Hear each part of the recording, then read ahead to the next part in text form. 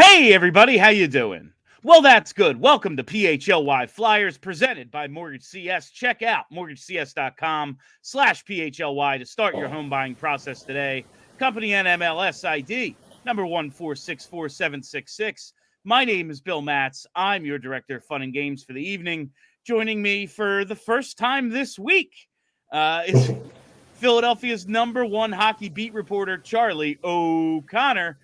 Charlie, you were sick on Monday. We had the issue at the Wells Fargo Center on Tuesday, and today it appears the Pico issue has spread to the PHLY studios. So I haven't seen you in person in a while since Sunday when you weren't feeling that great. How you feeling today, my friend? Definitely better. I haven't had a fever since like very early Monday morning.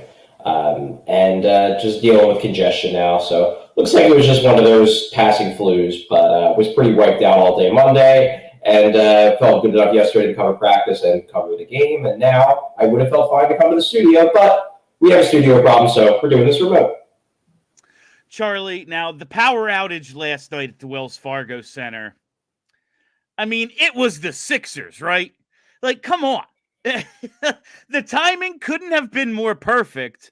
And I'm not going to say it was Joshua Harris, definitely. It certainly had the feel of a Fanatics experience, though, right? Like, I mean, come on. Oh, boy. What I will say is that, and I tweeted this out during the game, the Flyers are very lucky. When I say the Flyers, I mean Comcast Spectrum. They're very lucky this happened at a Flyers game and not a Sixers game. Because if it would have happened at a Sixers game, imagine the narrative. They would have gotten raked over the coals by the Sixers. Of course, the Sixers are looking for any reason to say why they so desperately need a new arena. If this would have happened in the middle of a Sixers game, oh boy. Comcast is at least lucky this happened with the team that they own and they have full control over, not the team that they are desperately trying to keep from leaving them. Well, at least they're going to renovate the rest of the sports complex, Charlie. We can get into that another day. There is a lot of newsy Flyers stuff going on. We will start with the most recent thing. I saw it on Twitter like an hour ago, got my jokes off, as is my want. Cal Peterson on waivers.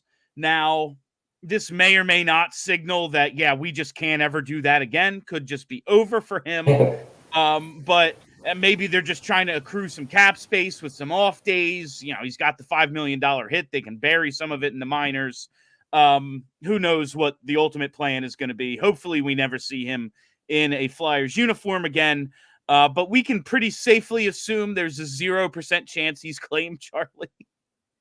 Oh, there is a negative 0% chance that anyone is picking up Cal Peterson. Like this is the most slam dunk possible non-waiver claim that you are ever going to see. No one is picking up Cal Peterson. No one is picking up Cal Peterson even after he had a few good games this season. Now after he has, and maybe it's unfair for me to say one of the worst games of any goalie in the NHL this year, but in watching it, it sure looked like one of the worst games of any goalie in the NHL this year. It's tough for me to imagine a worse game than the one that we watched on Sunday. Like, I had what was almost certainly a fever over 100 degrees, and I wonder if I could have done about as good a job as Cal Peterson did. It was really rough.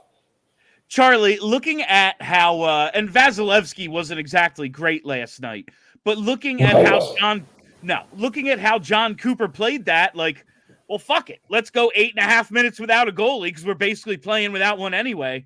You think maybe Tortorella could have tried that against the Penguins? What was the difference? Well, he did pull it with 3.5 minutes left in the game, which for Torts is huge. It's way earlier than he ever usually does. So, as we talked about after the game, I think that was a sign. Look, it doesn't necessarily mean that Cal Peterson is definitely getting sent down. The Flyers could, in theory, be waiving him in anticipation of the trade deadline to give themselves the flexibility to send him down whenever they want. Because we have seen in past scenarios where the Flyers have waived someone, he has gone unclaimed, and then they've kept him up with the NHL team for a bit longer. They just want to have the flexibility to know that they can send him down. Because if a guy doesn't clear waivers, he's already past the 30-day mark Cal Peterson has being up with the team. So he has to clear waivers to be sent down.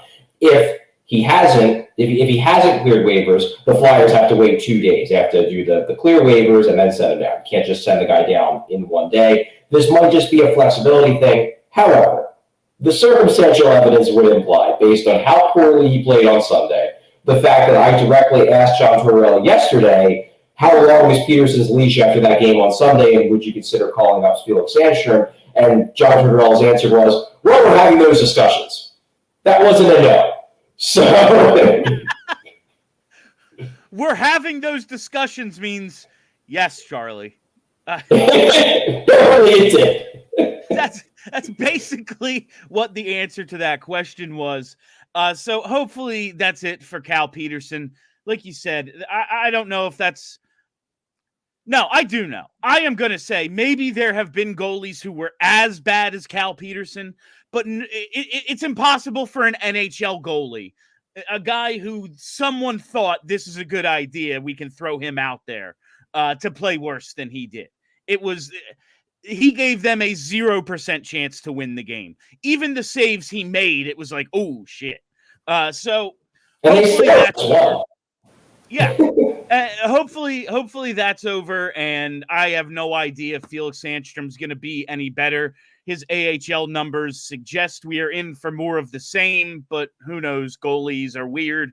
Maybe he's going to be the best goalie in the league for a month. Like that shit happens. He can't be any worse. Like, it's very hard for me to imagine him doing worse than Cal Peterson did on Sunday. He is a bit younger. The Flyers did draft and develop him. I saw someone on Twitter point out maybe this is his last chance. Look, I think the ship has pretty much sailed on Felix Sandstrom, but look, we've seen guys change the trajectory of their career out of nowhere. We've seen guys like Alex Lyon turn into superstars for 3 weeks, and now Alex Lyon at age, I think he's 31, 32, is now like a solid NHL backup, and it took him until he was in his late 20s, early 30s to get there. You never know. So this is an opportunity, again, if they send Peterson down and call Sandstrom out for this back-to-back this weekend, which it seems like that's probably what's going to happen. If Sandstrom gets a chance, every opportunity you get in the NHL is that. It's an opportunity. It's an opportunity to change the narrative, to change your story. Maybe Felix Sandstrom steps up and seizes it. I don't think it's likely, but unlikely things happen all the time in the NHL, so you never know. They do. Dumb shit happens all the time. It's basically pinball out there. 2 years in a row after basically looking like, okay, Alex Lyon is Neil Little. He's going to have a great AHL career, and that's it. Alex Lyon is saving franchises and their playoff hopes for the second straight season. Maybe Felix Sandstrom catches lightning in a bottle. Michael Leighton got pulled out of men's league and took a team to the Stanley Cup final. Now, what happened after that? But still they got there. So crazy, dumb shit happens. Let me take a quick second and tell you about my friends at Mortgage CS. They're the presenting sponsor of this and every episode of PHLY Flyers, and we could not be happier to be in business with Ben and Alec and the entire Mortgage CS team. Listen, the spring purchase market, it's almost here and it's heating up quickly. Many clients, especially first-time home buyers, they're reaching out and they want to be ready when rates drop. And this is something, it's a strategy everyone is employing. That means there's going to be limited inventory and strong demand, and competition will remain extremely fierce for the rest of this year in the housing market. So you need to get in touch with Mortgage CS to prepare and ensure you will be able to stand out and make the strongest offers possible when the time is right for you. Whether you're a first-time home buyer or you're looking to refinance, or you just want to know what you have to do to qualify for a mortgage when the time is right, Mortgage CS should be a consideration no matter your situation. There are a plethora of mortgage brokers out there. Many of them will promise the best rates and tell you whatever you want to hear to get you to go with them. But the reason you should consider Mortgage CS, they're good, honest people that are going to work hard not to let their clients down. But don't take it from me. Check out their reviews on Google. Spoiler, their average is 5 stars, and it's not the Dave Meltzer system where you go to like 7.5 for no reason. It stops at 5. That's it. And their average is 5. Let's take a look at their most recent review from just 5 days ago. It reads, My husband and I just bought our first home together through Mortgage CS, and they were absolutely amazing. The whole team was great. Ben, Christine, Alec, and everyone were always available, kind, patient, and diligent. We were aggressively looking for a home, meaning that throughout this process, we made multiple offers and needed to see the numbers for a variety of houses every week. They always provided us with the best service in this fast-paced market. Everything was thoroughly explained to us during each step, and we felt like they truly had our best interest in mind. Can't recommend them enough. Charlie, is this not what I've been saying about Mortgage CS for weeks? That's exactly it right there. That's almost like it was a script written for me. It wasn't. Pulled that straight from Google. They didn't send it to me. So when you hear the word mortgage, think of Mortgage CS. Think of Ben and Alec. Save Ben's telephone number, 267-391-7425, to your phone. Email Ben at ben@mortgagecs.com anytime, day or night. Talk Philly sports. Check out mortgagecs.com/PHLY to get started today. This advertisement is not a commitment to lend or extend credit. Mortgage CS is an equal housing opportunity mortgage broker. All loans are subject to credit approval. Certain restrictions may apply. Company NMLS ID number 1464766. Visit mortgagecs.com for more information. All right, we got the power outage. We got Cal Peterson. Hopefully we never have to discuss Cal Peterson again, except for a few years from now when we go, remember that wild 7-6 game? And you'll have to be like, oh, yeah, which one from that season? The Peterson one. Oh, yeah. So let's move on. It's really trying to remember all of the goalies that played in 2018, 2019. So we play that game. It'll be a fun game. Same concept. Cal Pickard, baby. Cal Pickard and Cal Peterson, legends forever. Put their names in the rafters. Let's go to Travis Konecny, Charlie, because in your post-game hit last night, which you weren't able to join us live because of the Wi-Fi situation at the Farg, your video was posted to the YouTube, so if no one's checked that out yet, you can do that at your leisure. But one of the questions was about injury updates. This team's dealing with a ton of injuries. We heard yesterday Jamie Drysdale is going to be reevaluated in 2 weeks. His buddy Cam York said it looks like they avoided a worst-case scenario, so take that for what it's worth. Risto is on IR. And the Konecny thing is the one that really stood out to me in your post-game hit, Charlie, because you said Torts kind of opened up about it and said, yeah, we don't know. That doesn't sound great. Yeah, the Flyers are still giving him the day-to-day designation. So they are still, maybe, I wouldn't quite say downplaying it, but they are implying that he's not going to be out that long. However, John Tortorella didn't speak like a coach who is convinced that Travis Konecny isn't going to be out that long. Now, the next game the Flyers play is Friday night. They play against Washington. It's a big game. The Capitals, well, I personally am not a believer in the Washington Capitals. They have won some games, and they're still in the mix. And if the Flyers were to lose to them and lose in regulation, suddenly the Capitals become a team you got to worry about a little bit for this spot, this third spot in the Metro. So it's a big game. You'd want to have Travis Konecny back for it. John Tortorella did not speak like a coach who is necessarily counting on Travis Konecny to be back for this game. Look, it's unclear what the injury is. The Flyers are referring to it as an upper body injury. Based on the videos we have seen, it looks like it's kind of skirting the limit of upper body. Like Bill Meltzer in his Meltzer's Musing column at Hockey Buzz. I don't think he calls it that anymore, but I will always call it Meltzer's Musings because it's a really good name for a column. He used it years and years ago. He speculated it could be an oblique injury. That would make sense because those are very nebulous injuries. And the concern with an oblique injury is it starts feeling better, you feel good, and then you twist just a little bit in the wrong way in a game, and suddenly what was once a day-to-day injury is a 4 to 6 week injury because you pulled it entirely. I understand why the Flyers want to play it safe with Konecny. I also understand why they really want Travis Konecny to come back as quickly as possible because they're in a playoff race. He's the team's best player. So they're in a tight spot. They're going to want to be careful with him.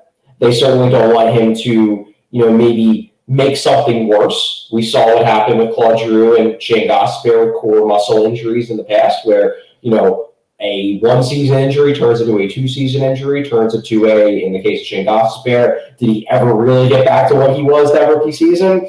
Debatable.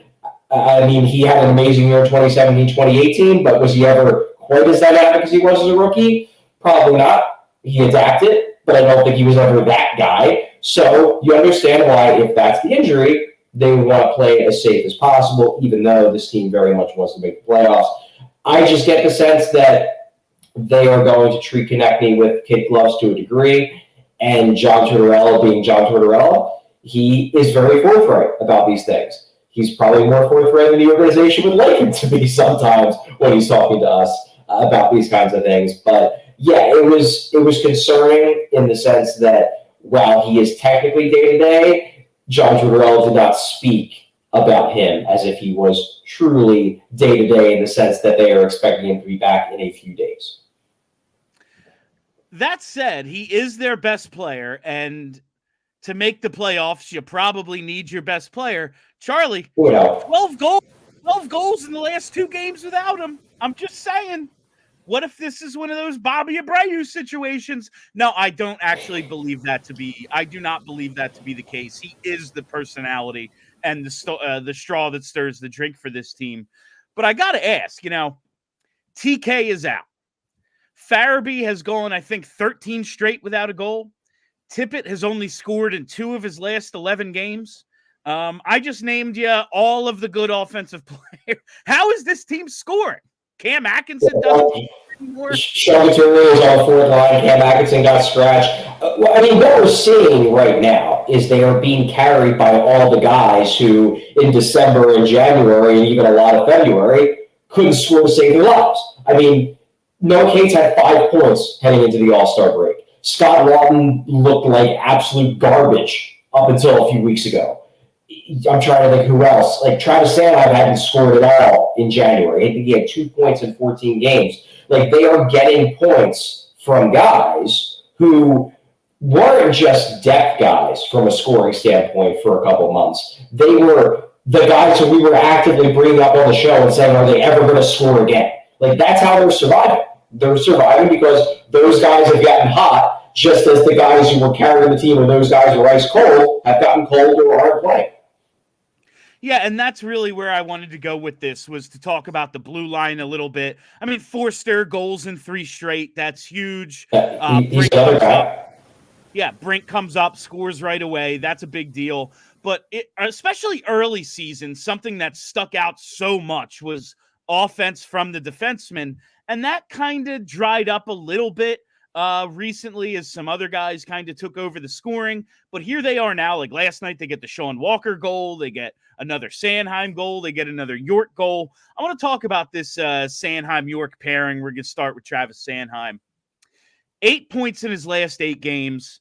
4 goals in his last 6, I think. York has 3 points over the last 2 games. These two have started to turn it back on offensively.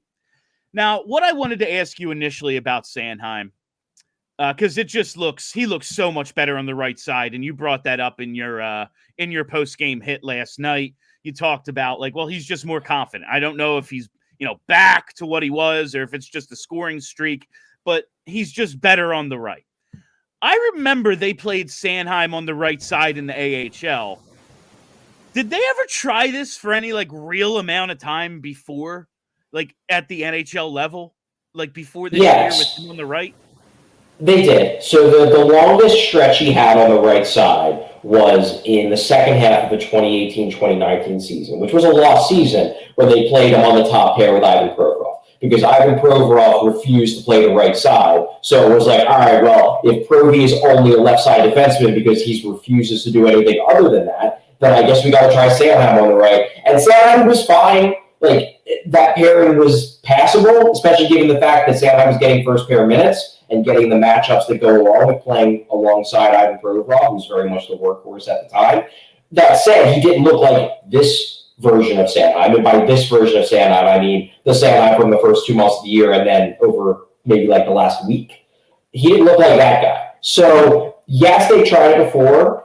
It didn't provide these kinds of results. I think it's probably a combination of he is more comfortable on the right. He's more comfortable carrying the puck through the neutral zone. He just feels like it's his better fit. And he's got a coaching staff screaming at him to go at every minute in a way that Dave Hackstall and Elaine Vigneault and Scott Gordon, that was the coach in 2018, 2019, just were not going to do. That they do not have the same mentality of John Tortorella, who basically just wants all of his defensemen to be flat-out madmen out there carrying the puck at all times. I think it's a combination of those two things, really. Sanheim has matched his career high in points from his sophomore season, his first full year in the NHL. He is now at 35 points. It's truly one. It's wild that he was drafted in 2014 and it took that long. Just this organization driving us freaking crazy. But another thing I wanted to talk about, I think you tweeted today, you don't know if you're crazy about the long-term fit of Sanheim and York as a pair together, whether it's a second pair or whatever you want to call it, on a great team. You don't believe it's a set and forget. Yes, Sanheim and York, done. What is it you don't love about those two together?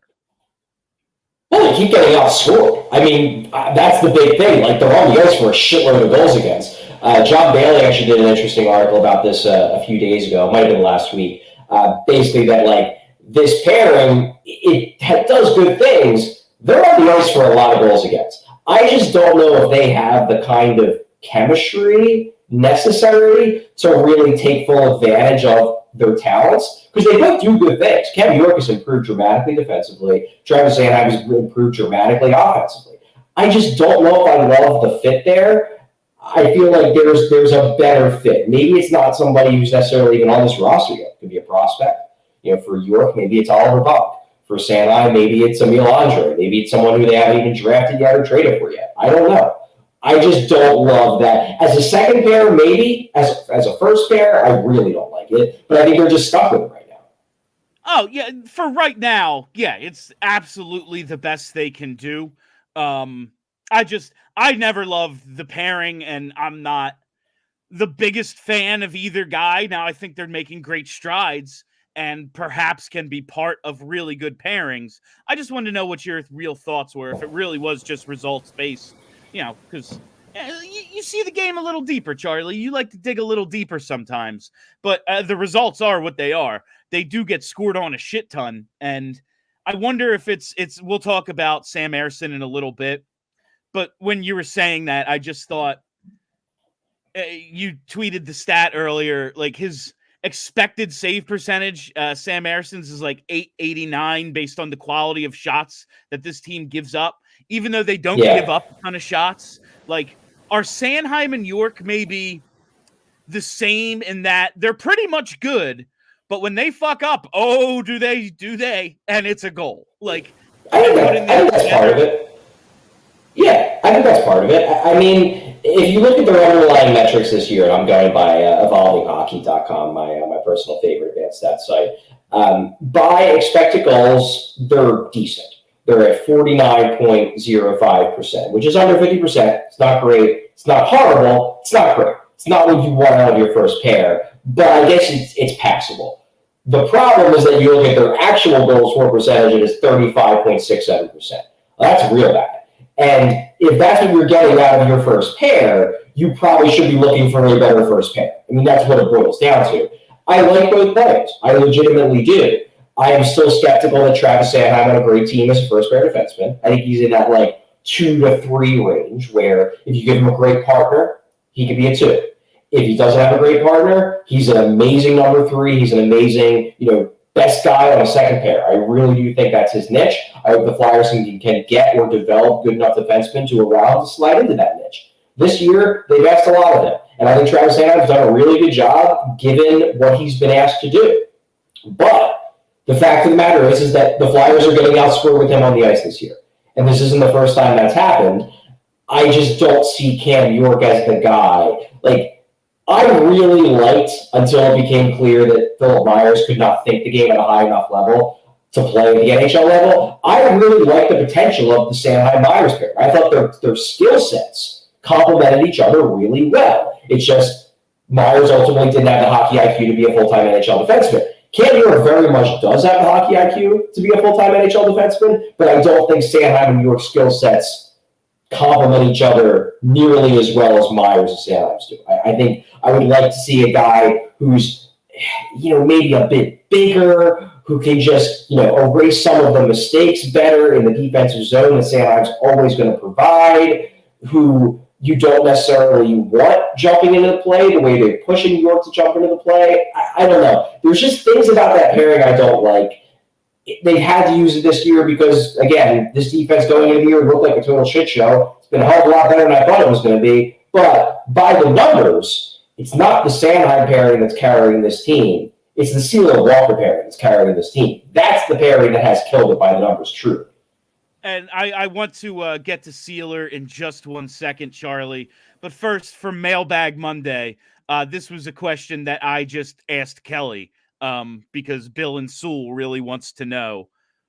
What did we do to deserve something like the Jamie Drysdale injury, Charlie? Like, why do these things keep happening to us? And I know that it seems as if they avoided the worst case scenario, but God damn it. Can't we just have like one nice, it's not even like he's been playing that well, but like, can he just not get hurt? Like, can he just finish out the year healthy and then go into the offseason healthy and get better? And then we have a potential top pair defenseman that we traded, Couturier. Like, what did we do? No, it's not a real question. I know. You can't. The hockey guys will apparently never reward Flyers fans in full. It's always give one thing, take two away, right? It's truly unbelievable. All right, I want to get to this, sticking on the blue line, the discussion around Nick Seeler's contract that was making, I guess, its way around social media yesterday. This is from @the4th-period, David Pagnotta. He talked about Sean Walker at first and just like, yeah, the Flyers are more likely than not to trade Walker. And then he says on Seeler, sounds like the initial contract ask wasn't received overly well from Philly's side. Talks ongoing, I believe, but sounds like Flyers want him in the $2.5 to $3 million average annual value range, and Seeler's camp is looking for a fair bit more over multiple years. Charlie, I said this on last night's postgame. I said it on Twitter. I am a big fan of Nick Seeler. It's awesome what he's turned himself into. The minute you start paying him $3 million or more, there's no more advantage to have it. Like Nick Seeler giving you good second pair minutes, blocking shots, being tough, being a steady defenseman. That's awesome at $775. You are getting above value for what he's making right now. The minute you start paying him $3-4 million is the minute you now have an albatross contract. Now, I know the cap going up is going to change our perception of like what $3 million means. Like Scott Lawton getting $3 million is different than Nick Seeler because the cap is dramatically different. But that still seems like a hell of an ask. I don't blame Nick Seeler for asking for that kind of money. No. This guy has not gotten paid that much at the NHL level. This is really his last chance to cash in. So I get it. Ask for as much as you want. And the same reason why the Flyers want to keep Nick Seeler, despite the fact that logically it probably doesn't make the most sense, given where they've said they're at as an organization, the prospects they have coming, the fact that he might block some guys, or the fact that John Tortorella just might fall in love with him as he already has and decide he just can't bear to sit Nick Seeler because he's Nick Seeler. For all of those same reasons, there's a chance that if Nick Seeler hits the market, he legitimately might get somebody who gives him, a $4 million contract a year over 4 years because they just decide we need a guy like Nick Seeler in this room to change our fucked up culture that we don't like. And Seeler's camp has to know that. So, of course, they're going to ask for a lot. Now, the big question with Seeler is going to be how badly does he want to stay in Philly? Because he has to know, number one, he really likes it here. Number two, he does fit well here. And he's with a coaching staff, both John Tortorella and Brad Shaw, that really value him. I wonder if he will pull back on his ask as it gets closer to the trade deadline. Because I've always had the sense, and I could be wrong here, I guess we'll see. I've always had the sense that Walker is the guy who deep down the Flyers know doesn't fit and will probably get moved. And Seeler is the guy who deep down they know they really want. And I think like I'm equating this to what happened with Scott Lawton, where not not recently, but I'm talking about when his contract was about to expire, where they were talking with other teams while also negotiating with Scott Lawton. And Scott Lawton ultimately, I think, caved a bit at the end because he decided, you know what, I want to stay in Philadelphia. Could I get more on the open market? Absolutely, I could. But I love it here, and I want to stay, and I'm going to cave to a degree to give them the contract that they are willing to sign me to. I wonder if Nick Seeler will ultimately do the same thing. I am more skeptical that Sean Walker will ultimately do the same thing, but I guess we'll see how it plays out. I just think that there's a better chance that Seeler ultimately decides I'd rather play somewhere where I know I'm valued for, $0.4 million a year less than I might get on the open market. We'll see how it plays out, but that's kind of where my head's at the moment. What do you think? Like, to me, that 2.5, 3 that the Flyers want, like, that is the upper end of what I'm willing to pay a Nick Seeler. And this is no slight to Nick Seeler. I hope he goes out and gets himself the Andrew McDonald contract from one of 31 other teams, not the Flyers. Like, I hope that for him. That dude is a badass who turned himself into something when it didn't look like he was going to be anything in this league. Good for him. He's earned the money. I don't want to be the team that gives it to him because this is a capped league. Like, what do you think the limit should be on a Nick Seeler extension? Look, we talked about this months ago. I always expected him to be in the 2s. That was the idea that they were going to get Nick Seeler for somewhere in the 1s to me was always a pipe dream. This is a guy who's getting used in a top 4 role. No, he doesn't score a lot, but he's beloved by his coaching staff, and he's the reason why he's beloved by his coaching staff is why GMs all around the league are going to like him. He was always going to get a significant raise over the $775K that he's making right now. That was a foregone conclusion.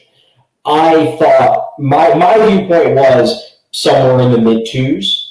If they're pushing for higher than 3, if the Flyers are going to sign it, it's probably going to be higher than the mid-2s. If they come to some sort of agreement, my guess. We'll see. But to me, this isn't that far from what I assumed he was going to get paid. Like, you look at the guys in this price range. Like, guys like Ian Cole, he's getting $3 million a year. Trevor Van Riemsdyk, he's getting $3 million this year. I believe Luke Shen is somewhere in like the 2.75 range, I think. He's 2.75. Braden McNabb's at 2.85. Like, that's what these kinds of guys who are averaging in that like 15 to 18 minutes a night, they don't score a lot, but they do the little things coaches love. That's kind of what these guys get. So this is right in range with what I assumed he was going to get. It just kind of comes down to whether the Flyers are willing to pay. This is why I was always skeptical of the idea of re-signing Nick Seeler, because I always assumed he was going to get around this much. And my viewpoint was that, to me, if you re-sign Nick Seeler, that means you are willingly and knowingly overpaying a guy who in a couple of years will, hopefully, if the prospects they have developed the way they want to, will be kind of a 6-7. Now, can you afford to overpay a 6-7? Yeah, you can. It's probably not going to kill you. There are worse things than to have a guy who plays 50 games a year and delivers good games when he plays, but is scratched for weeks at a time when everybody's healthy. Certainly worse things than that. It's not going to destroy your chances of winning a cup. It's just probably not the best way to manage your assets, which is why I was opposed to it.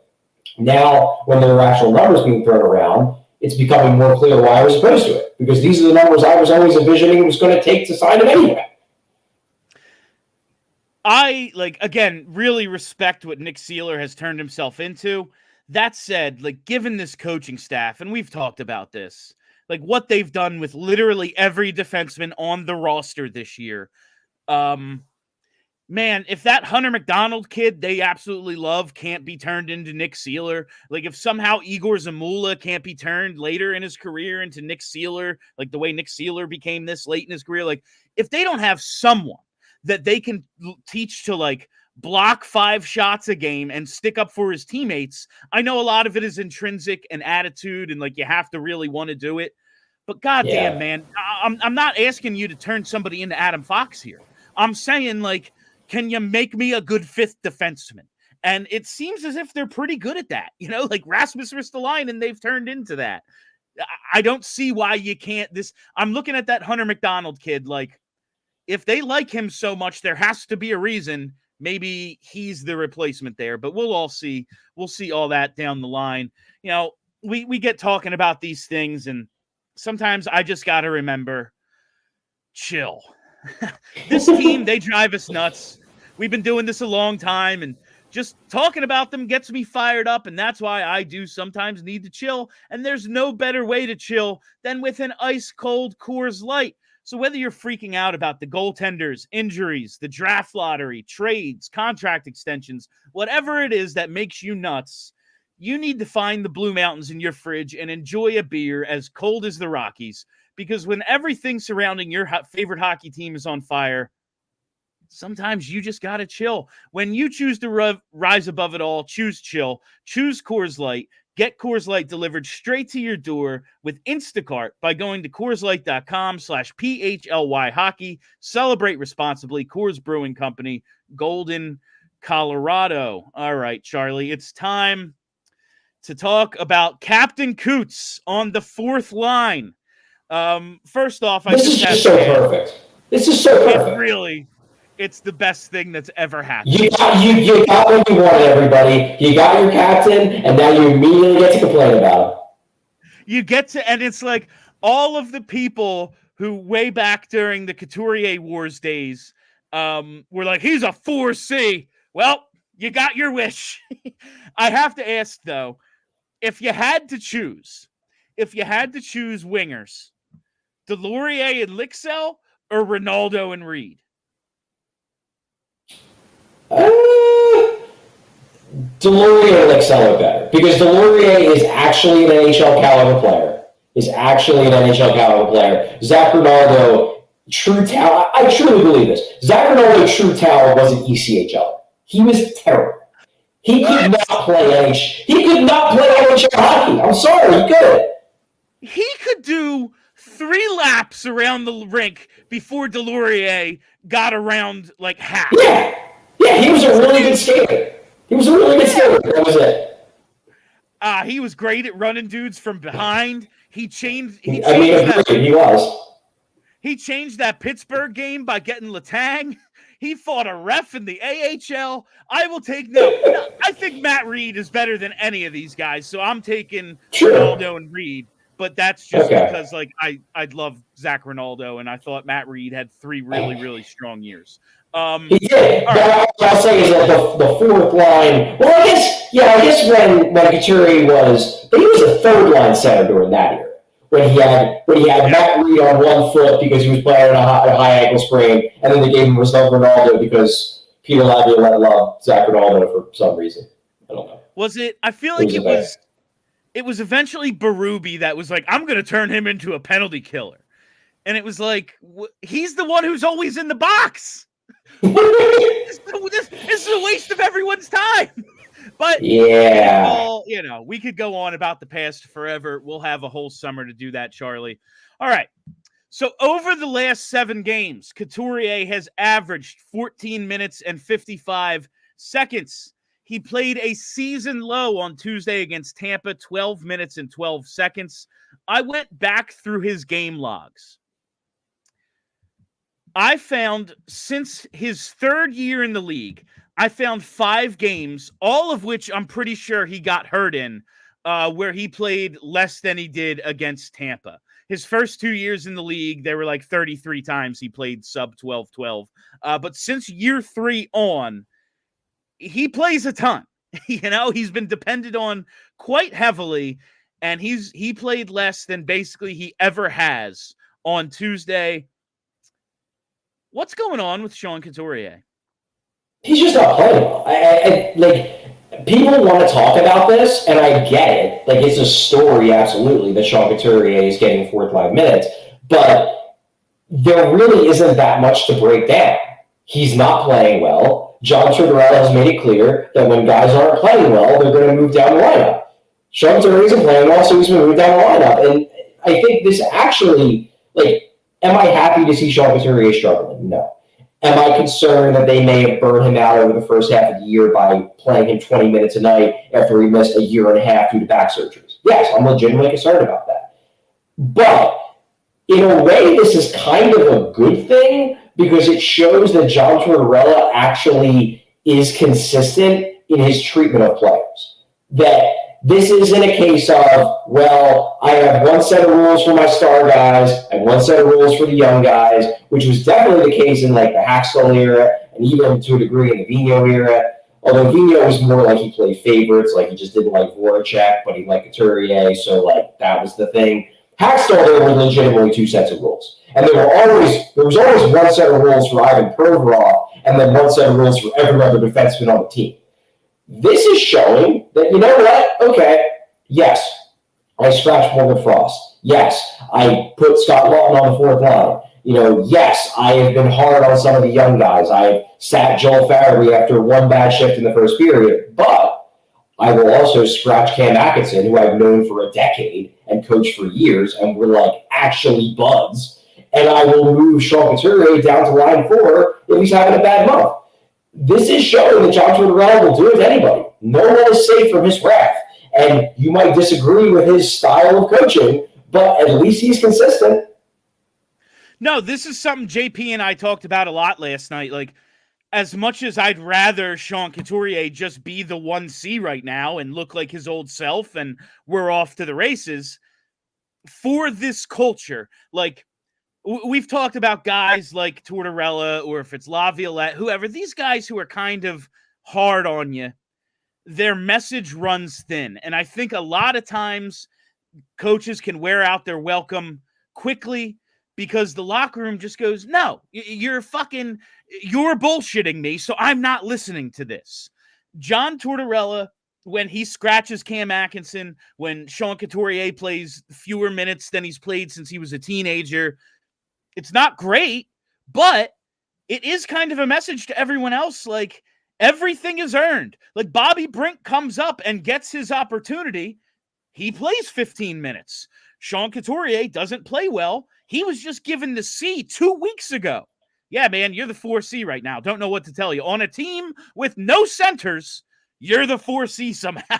I was like trying to figure out what the lines were without looking it up. Like, how did they even? Okay, I guess they could. But I do think that part of it is good for the like long-term stability.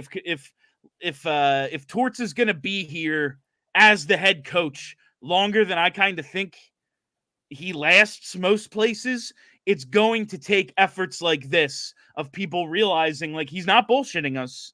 He is being straight. Like, you earn what you get here, and some guys aren't earning it, even if they are, you know, the longest tenured athlete in the city or whatever Sean Couturier is at this point.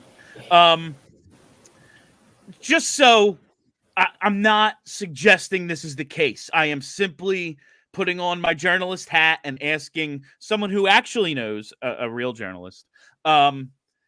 There's no chance of this becoming a Kevin Hayes situation 2 weeks after he gets the C, right? No. There's too much respect there, I think, on Torts' part. I do. And I think Tortorella even said this after the game, that there were moments in the third period, situational moments, primarily defensive moments, where Tortorella was like, I tried my best to get Coots in those moments because I know he can still do it. I know he's still got it.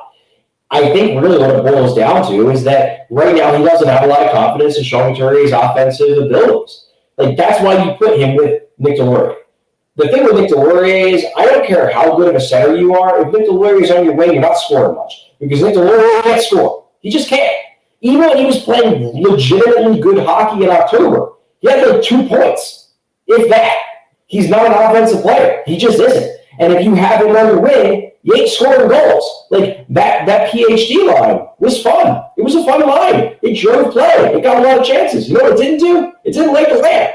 In large part because Nick Tortorella was on the line. Like, we're talking about how great and John Tortorella is raving about this new Paley line. You know what this new Paley line is? It's just a PhD line, but replacing Deslauriers with Noah Cates, who actually can score sometimes. And suddenly, it's a great line. And like, think about what that means. Noah Cates, the guy who could not score a little bit for most of this season. Like, you replace Nick Deslauriers with him, and it's like, yeah, they can score a little. Like, it's a vast difference there. So absolutely. You mentioned maybe they wore Couturier down with the workload in the first half of the season. Yeah, I'm concerned about that. Do you think it's wear and tear, or is it a health concern right now? I have not heard that he is dealing with some type of injury that he's playing through. I really haven't. I haven't heard any rumblings of that. Look, it's the end of February. It's a long season. At this point, everybody's a little banged up. I'm sure Sean Couturier is banged up. I'm sure there are, bumps and bruises and things that's going to take a month or so after the season to heal. But I don't get the sense that this is a comparative situation to like when Giroux just fell off a cliff the final 2 months of the year in that playoff series against the Capitals and then swore up and down after the season, no, I'm healthy. And me and you looked at each other and we're like, well, God, I hope he's lying because if he's healthy, he friggin' sucks now. Like, I don't think it's that. And then ultimately he did get surgery because he was lying to all of our faces. But I don't think it's that. I don't think he's hiding an injury. And if he is, he's doing a really good job of hiding because I haven't heard anything. I just think he's a bit banged up because everyone is, and he missed a year and a half, and they probably did overwork him a bit in the first half. Now the hope is maybe you pull back on his minutes a little bit for the next few weeks. Maybe you get close to peak Couturier back for the final 3-4 weeks of the season. I'm still hopeful that could happen. Maybe this is a combination of he's a little gassed and he's slumping and he's in his own head a little bit. Maybe he gets a little bit of that energy back and he starts feeling good about his play again. And then suddenly in mid-March, he's back to getting 18, 19, 20 minutes a night. That's possible. Am I concerned? Yeah, I'm concerned. You always have to be concerned about a guy who signed for what? Another 6 years after this to a near $8 million a year contract? You always got to be concerned when he's struggling to the degree he struggled over the last month or so. That said, and I do want to point this out because I pointed this out in my mailbag column. I pointed this out in my post-game hit last night. Is Couturier playing not up to his standards? Yes. Is Couturier also getting pretty unlucky? Also yes. I think after last night's game, the Flyers goalies with him on the ice in February have stopped 77% of the shots. That is making his play look worse than it actually is. Now, some of it, yeah, he's been involved in uncharacteristic breakdowns for himself. Some of it is that the goalies haven't been able to stop a beach ball when he's on the ice. That happens over small samples. Next month, when the calendar turns to March, the goalies might remember how to stop the puck when he's on the ice, and suddenly he doesn't look as bad as he looks right now, and then everything seems better. I think that is part of this, is that he's getting a little bad luck at the moment. That 775 number is just like almost impossible, it feels like. There's bad. It happens. It happens. Oh yeah, these are small samples. Yeah, it's just like hilarious to think if it was. I mean, 800 is bad. If it was like 800, we might think totally differently about it. Exactly. That's a tremendous thing. Let's go to Cam Atkinson, a guy who I don't think much. He's actually been this bad. Coots is getting unlucky and he's been underwhelming. Atkinson, I don't think he's been getting unlucky. He's just been very poor over these last few weeks. And the roller coaster of his season, we went through this a little on Monday with Kelly, but I want to go through it again with you. So the first 15 games, 8 goals, 12 points. Then November 15th to January 12th, he had the 26-game goalless drought. He got scratched in there. He eventually broke the drought. He had 2 goals against the Jets on, I think it was like January 14th or 15th or something. And he scored 5 goals and 5 assists over a 6-game span there. Then he had an 11-game drought. No goals, no assists from January 25th to now. And that led to him being scratched again on Tuesday against Tampa. This season, whatever. It is what it is with Cam Atkinson. Maybe he comes back in and he's a little better for a bit. Who knows? But he's signed through next year at $5.875 million. What are they going to do with this guy? He's unplayable. Well, I mean, last night he certainly was unplayable. John Tortorella, again, one of his best buds, didn't play him. And that speaks to just how poorly he's played over these last 11 or so games, or 12 games that he's gone without even a point. What I think is ultimately going to happen here, and this is why I'm not going to speculate as to how it's going to be resolved, you have to remember, and I just mentioned it, just how tight Torts and Atkinson are. They have a real strong mutual respect.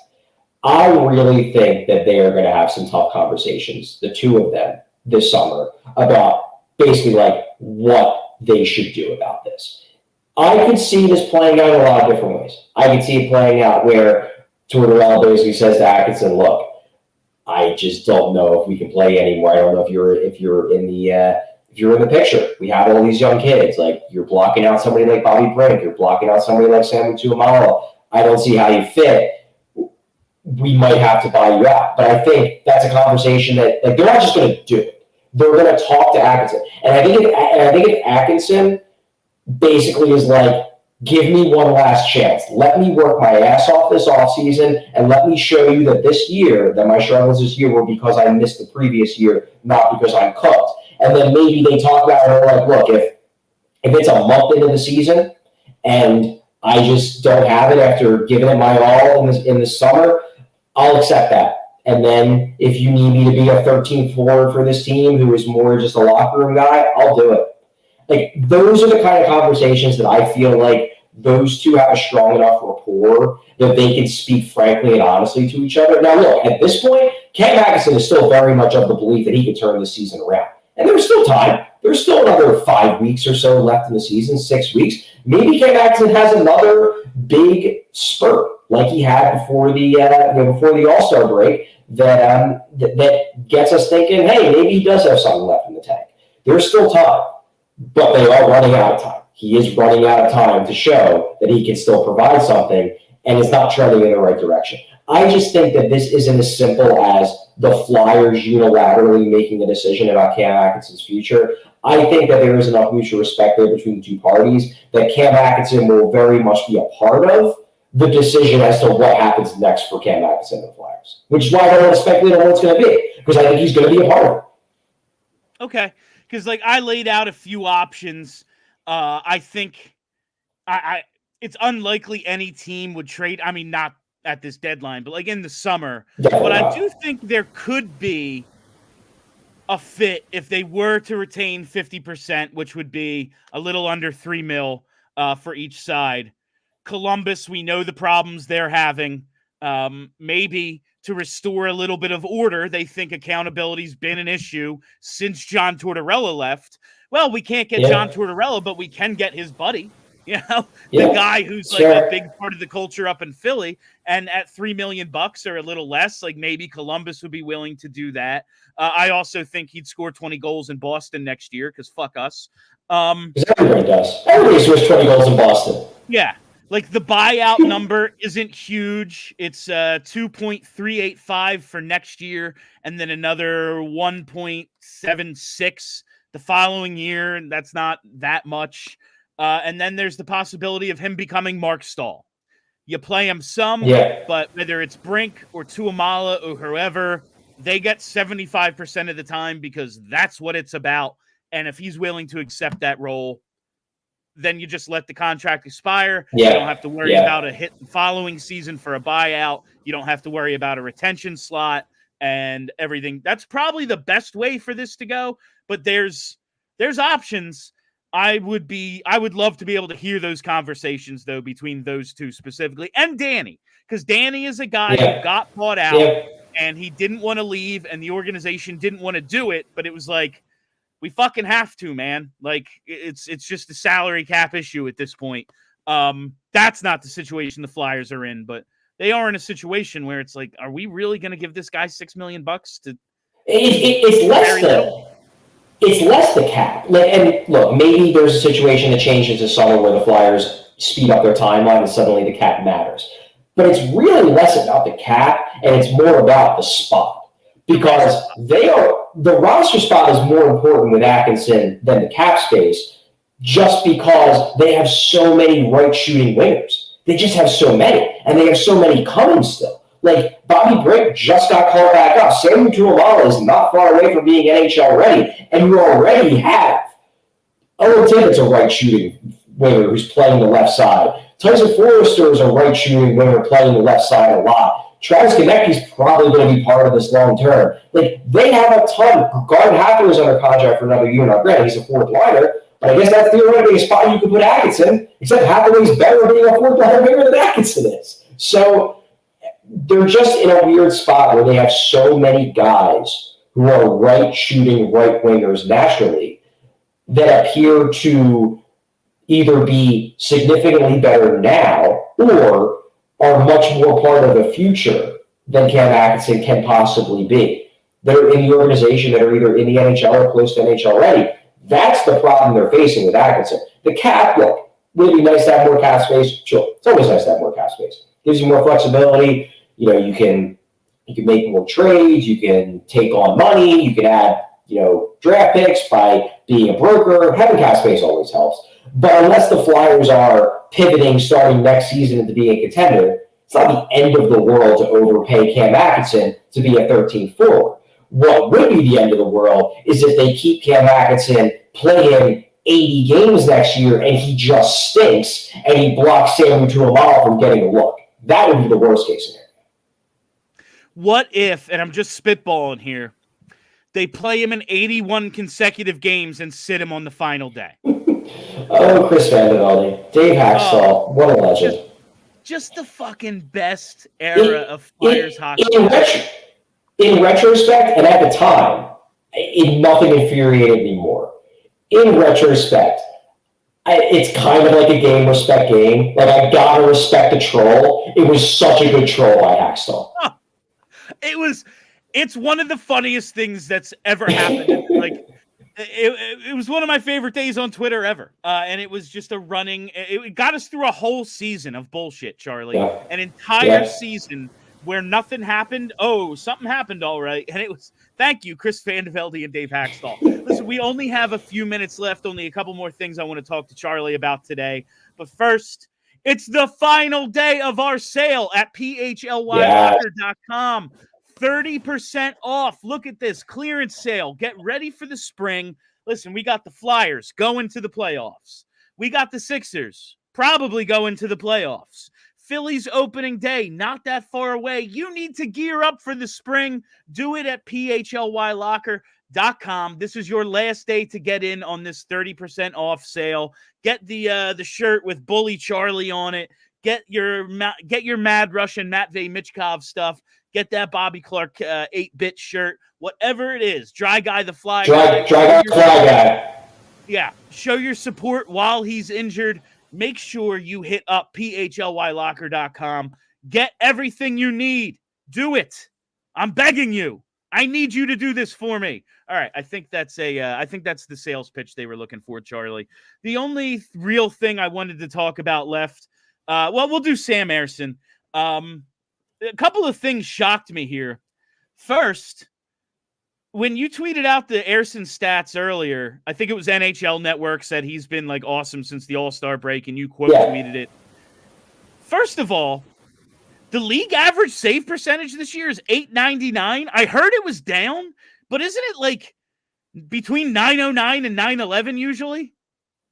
It's been down for the last few years. This is what I pulled from Hockey Reference today. I don't think people understand just how much better teams are getting at shooting.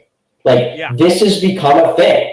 And the funny part is, I think a lot of it is that teams are getting a lot better on the power play, and the Flyers obviously aren't. But I think that's a big part of it, is that power plays are becoming so much more effective. You're seeing, power plays that are consistently over like 30%. That isn't that abnormal. Teams that are in the upper 20s, in the low 30s. The Flyers obviously are still in the low teens, which is a blast for everyone that has to watch the Flyers, whether a fan or someone who's paid to do it. But the save percentages are down. Teams are getting more efficient at scoring, which is why a guy who has like a 910 save percentage, and Ersson doesn't, Ersson's a little over 900, that's solidly above average these days. That isn't mediocre like it was when we grew up. That is now like, hey, I have a pretty good starting goalie. Not a great starting goalie, pretty good one.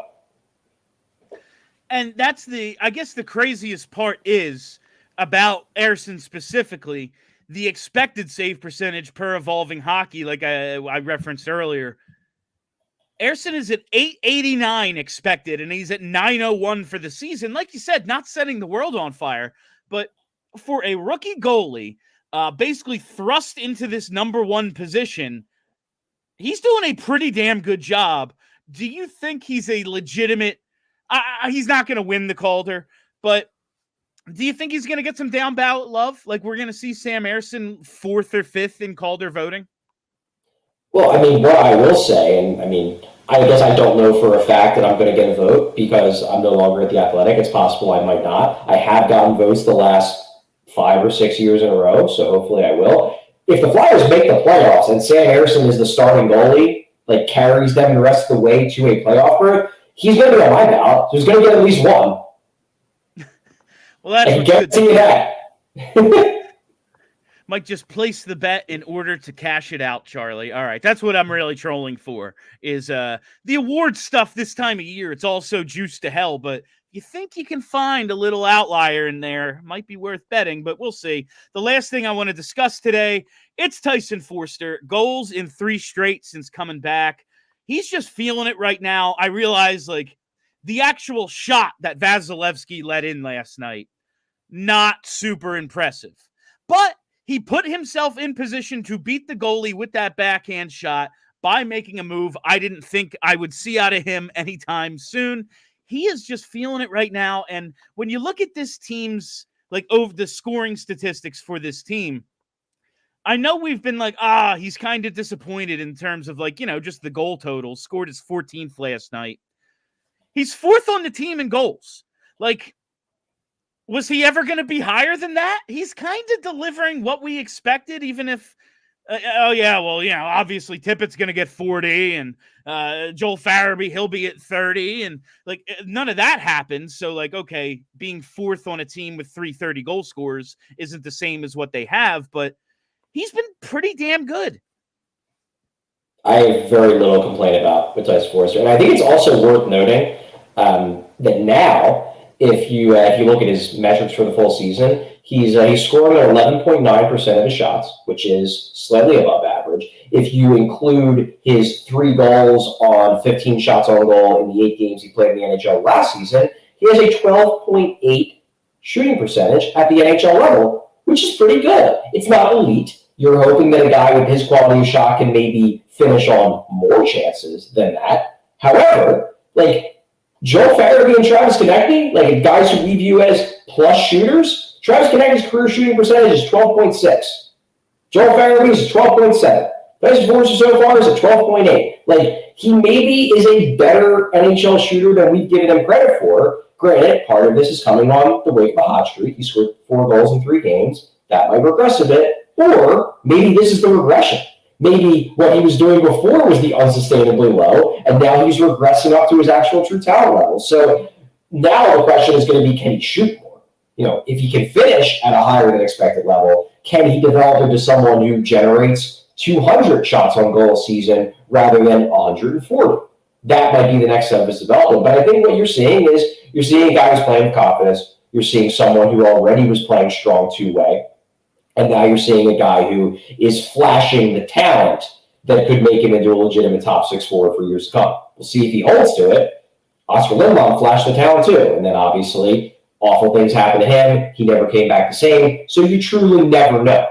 But right now, Tyson Foerster is flashing the talent to be not a superstar, but a legitimately really good NHL forward. And it's exciting. God damn it, Charlie. Like, I hate including that in the list of bad luck because, like, that's not something that happened to me. It's like a legitimately bad thing that happened to a good young man. But, motherfucker, really? Like, God, we can't have nice things. All right. They're in the playoffs and things are going pretty well, but it's a depressing show. No, do we have anything else to talk about today, Charlie? I think that basically sums it all up. Yeah, we'll be off tomorrow, but on Friday I will be traveling down to DC, so I'll be calling in from whatever it's called now, the Capital One Center, I think is what it's still called. until Ted Leonsis moves them to Alexandria, I guess. I think that's his plan. And then we'll be doing our post-game show after the Ottawa game on Saturday as well. That'll be back home. Just to echo what Bill already said, definitely check out our merch. I think over the last few months, we've especially built up the flyer section of the merch, and we'd love for you to make a purchase there. I'm very partial to the Mad Russian gear. I think it's gorgeous, but the Dry Guy and Fly Guy stuff is awesome too. But don't just check out our Philly Flyer stuff. Check out our general stuff as well. It's pretty cool. Honestly, the ones with each letter being one of the in the style of the logo for each of the main Philly the four main Philly pro sports teams, I think is really cool. The merch is pretty cool. We got great Philly stuff for the upcoming Philly season. You can always be wearing Eagles stuff. So if you have Flyers gear already from us, why not check out some of the other teams? If you're a 4-for-4 or a 3-for-4 fan, we got good stuff for everybody. It's 30% off until, I guess, midnight tonight. So get those orders in now while you still can. Not to mention, Charlie, like I'm trying to get the there we go. Like our logo is sick. Like I love it. I happen to have this sitting right next to me because I'm in my office, and like I want a tattoo of our logo just because I think it's so fucking cool. Like that's just Philly stuff. Like even if you're I don't want to wear a blog name. Like the blog name, the website, the show, it's Philadelphia. Like it's cool looking. Buy it. PHLYlocker.com, 30% off. All right, Charlie. That is all the time we have for you on PHLY Flyers today. Thank you all for listening. Thank you for hanging out.